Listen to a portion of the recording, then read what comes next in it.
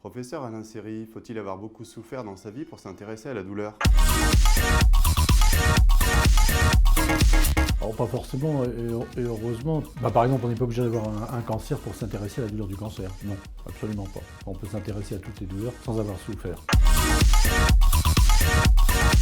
La douleur n'intéressait personne. La prise en charge, c'était pas glorieux, c'était pas les grandes carrières, c'était pas des grandes idées. Puis il y a eu donc une prise de conscience, d'une part au niveau donc des accouchements, la péridurale, de la douleur post-opératoire, et puis on a été les premiers au monde à mettre en place un plan gouvernemental de lutte contre la douleur 98-2001.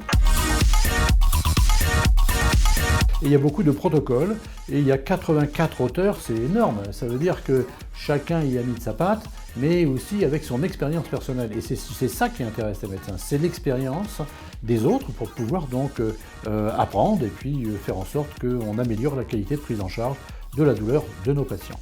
Est-ce que vous avez testé des antidouleurs sur vous-même pour savoir comment ça fonctionne? Oui, mais je n'ai pas d'accoutumance et je ne suis pas addict. J'ai essayé certains traitements en une prise pour voir les effets indésirables éventuellement, mais je n'ai pas tout essayé non plus.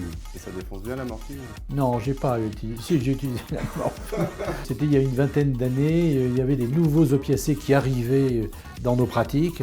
Et avant de les donner aux patients, j'ai utilisé une ou deux fois des médicaments nouveaux pour savoir ce qu'étaient les effets secondaires.